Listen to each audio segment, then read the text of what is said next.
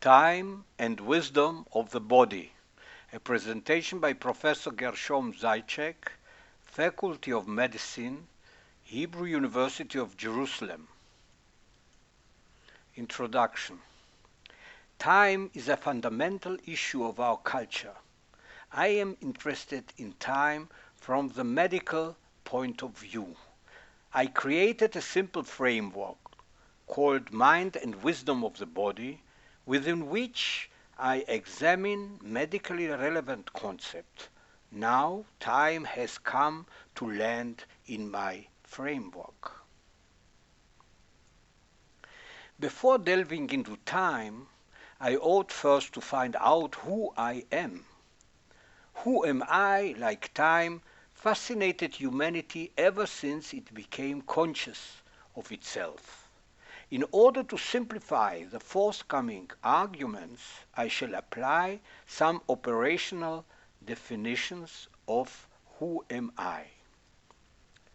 Two entities operate in my body, the conscious, which I call mind, and the non-conscious, called wisdom of the body or WOB. Mind is all that I am aware of in me, like my thoughts, feelings, and will. Wisdom of the body, or WOB, is all in me which I am not conscious of. I described them in several presentations. In short, mind stands for my consciousness, WOB stands for my non-consciousness.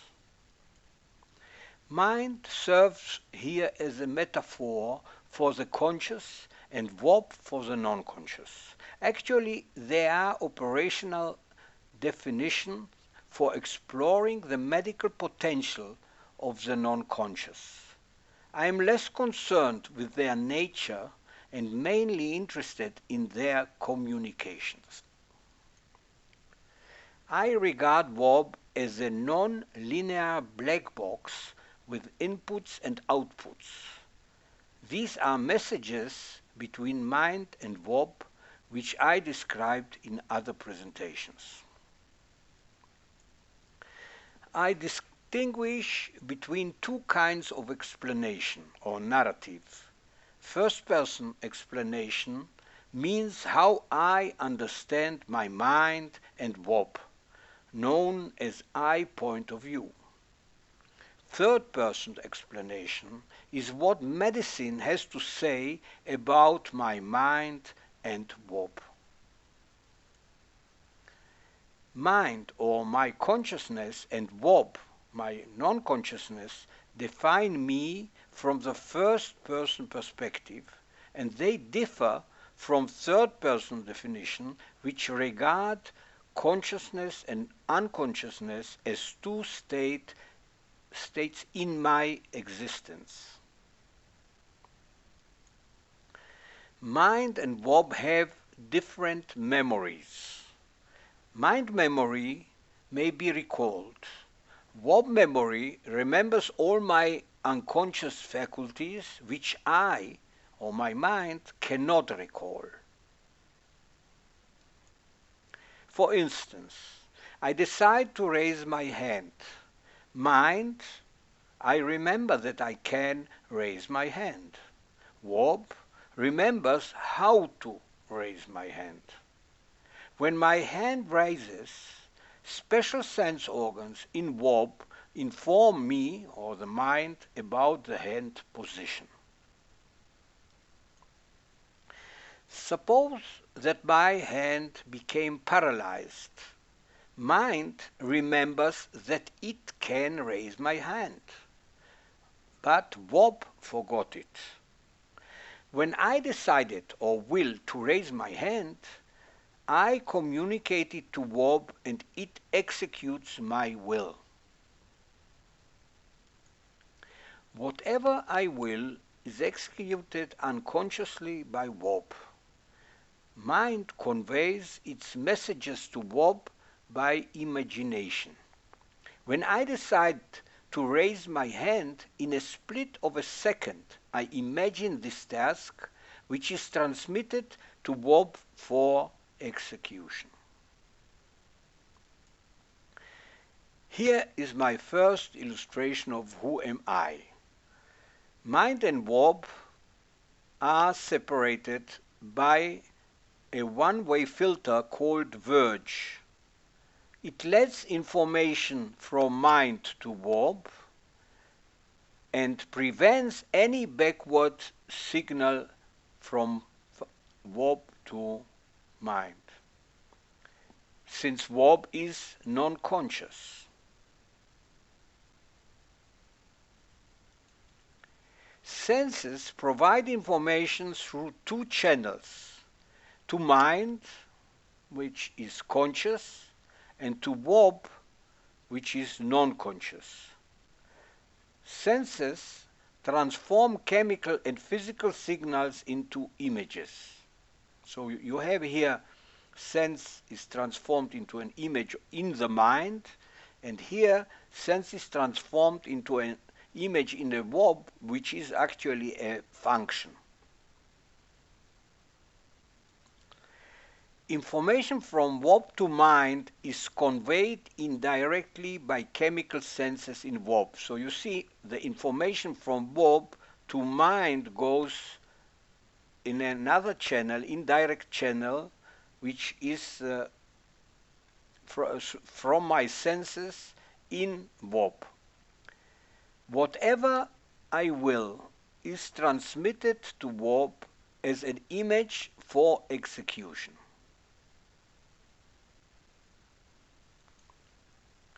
Sensation of a sense is converted into a distinct image. It is remembered in the mind as an image. Usually we take image to be a picture. A melody is an image of a sound sequence. A smell is of a steak, or its taste are two distinct images of a steak. So image is more than a picture. You may regard it as a representation of a sense.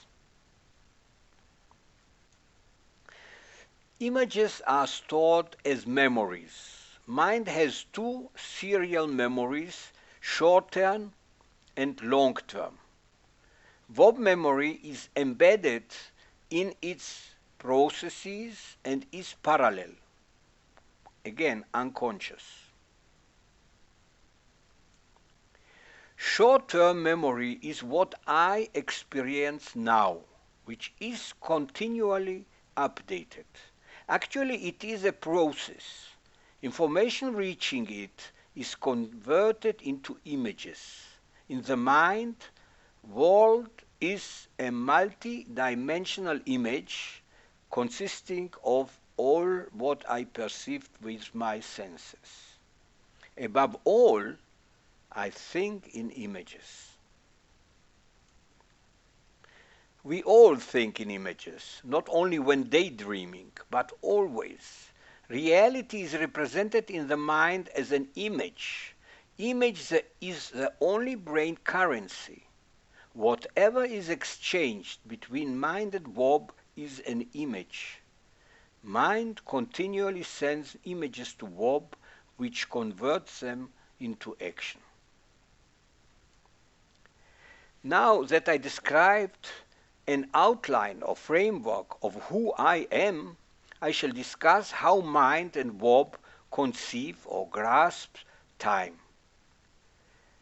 So here you have the previous description, and here we have that the past is a memory that merges with the now. Past is in the long-term memory and now is in the short-term memory, and we have also information about now through the senses. Example: when I decide to raise my hand, I, or the mind, imagine raising it. I'd created my future. And then future, past, and now merge into an image which signals Wob to raise my hand. So you have here past I know that I can raise my hand, and here I decide to raise my hand, which is in the short-term memory, and they fuse together and instruct VoB to raise my hand. Example. At another occasion, I decide to raise my hand. I, or mind, imagine it and create my future. Yet my hand is paralyzed. VoB forgot a part of its past. Future and forgotten past and now merge into an image which is not followed by an action. So here again, I know that I can raise my hand. It is merged with past and now sense, but in this example, VoB forgot its past and therefore it cannot raise my hand. Example. I plan my future trip. Future, past, and now merge into an image that does not require any action.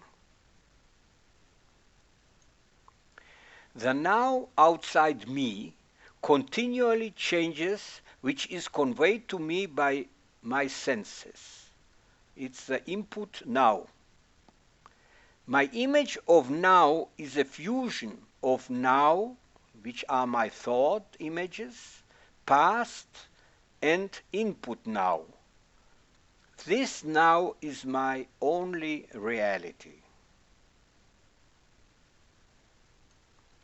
Input now continually changes, and so does my reality. I remember that yesterday it was cold, yet I don't know how colder it was from now. My reality continually changes, but I cannot quantify or measure this change. Such a measure is provided to me by culture or third person, as I shall describe. Example. Third person view of me. Chronobiology is the biology of time or the study of internal biological clocks. Biological clocks are found in all levels in living organisms. They range from oscillation, found in nerve cells, on the millisecond scale to oscillation in minutes, hours, days, and years in a variety of organisms and tissues. Our research unit is focused on just one of these chronobiological phenomena, the daily or circadian rhythm. This is how a third person looks at me. I love these stories about me being an oscillator, yet they may have some unpleasant consequences. One day, an oscillator doctor discovered that my VoB oscillates pathologically and prescribes gene-targeted therapy to cure me. This therapy may be somewhat unhealthy, since my VoB knows better. I don't sense time in the same way as I sense smell or sight. I don't have a time sense. I don't sense time directly. Suddenly, a voice asks, "Do you have the time? I forgot my watch." The sound is converted into a now image, which is merged with past. I don't know or remember what time it is. I decide to answer and so create my future, which merges with past and now into an image transmitted to VoB in order to activate my speech muscles. Senses convey to me or to my mind information about the now.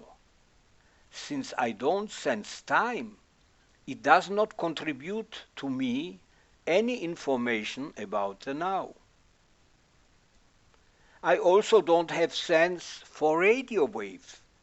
They too do not provide me with information about the now. In order to add them to my now, I need a gadget to convert them into sound. The same applies to time. I need a gadget that adds time to my information about the now. It is provided by culture and stored in my mind. From my first-person perspective, time is conceived by physics as meaningless to me. Reality as conceived by physics differs from my conceived reality. Three of its fundamental forces or interaction are also meaningless to me.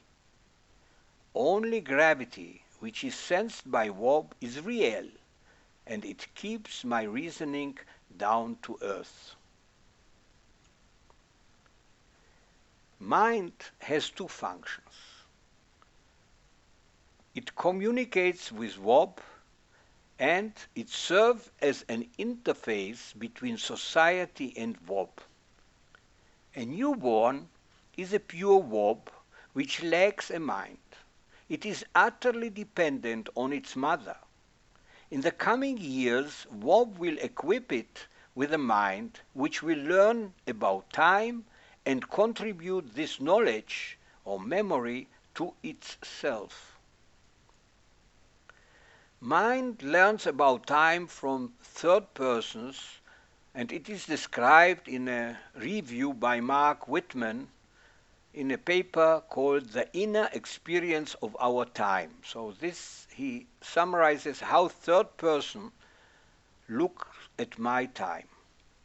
And they say, one attribute of the self is time, or differently expressed, the self is defined by its extension over time, a succession of moments that constitute duration.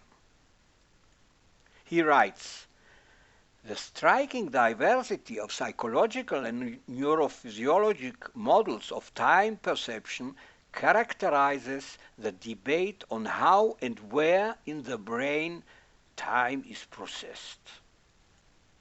He adds, neural basis of time is still unknown. Temporal intervals, lasting only seconds or spanning a lifetime, are judged according to their perceived duration, often regarded as painfully long or reversed as lasting too short. All this third-person story does not bother the person in coma, who lacks a mind while Wob keeps him alive. And Wob does not require the notion of time. Time is the property of the mind. Its nature is studied by third-person disciplines like psychology and neurophysiology and physics. They may wonder why so many different brain regions have been assigned to the neural basis of our experience of time. From my first-person perspective, no brain region was assigned to deal with time. Brain regions deal solely with the now. Wikipedia writes, models of prospective time estimation assume an internal clock with a pacemaker producing a sequence of time units that are fed into an accumulator. A circadian clock or circadian oscillator is a biochemical mechanism that oscillates with a period of 24 hours, and they are supposed to be in me. And then Wiki writes, time is in your genes. For instance, in Drosophila melanogaster, the gene cycle SIC is the ortholog of BML1 in mammals. Thus clock-sick dimers activate the transcription of circadian genes. To me, Drosophila is a mindless wasp, whose essential wisdom is like mine. Its time is also meaningless, and therefore Drosophila lacks a clock.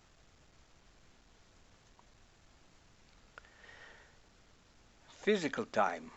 Apparently, physics knows exactly what time is and may manipulate it as it desires. Equations of motion allow negative time. According to thermodynamics, time is an arrow accumulating entropy. Einstein made it relative. All these time stories do not apply to me, since for my wasp, time is irrelevant. It keeps me alive without the notion of time, and it works. Yet physicists say that I am wrong, since my reality is pathological. Theirs is a correct reality, since their God is a mathematician. There is an analogy between mind and their reality. Theory of physics is like a wasp that communicates with reality with its senses. These are instruments which measure reality. Clocks are their sense organs for time. Clocks provide some information on real time, but hide most of it. According to Kant, time is the thing in itself, which differs from what sense clocks measure. For instance, relativity is an instruction how to set your clock when traveling around. Relativity theory is an illusion of reality, and so are Newton's laws. They are an illusion and not laws, since Newton's sense organ applied a different timepiece, for instance. I observe the sky and realize that it is a fusion between the now and past. Big Bang is a memory of the past, merged with the now, exactly like my illusion of reality, which is a fusion of now with my past memories. While physics' illusion of reality provided me with goodies of my life, like car, TV, etc., my illusion keeps me alive, which physics doesn't know how to, and has a quality which physics lacks. It creates my future. That's all.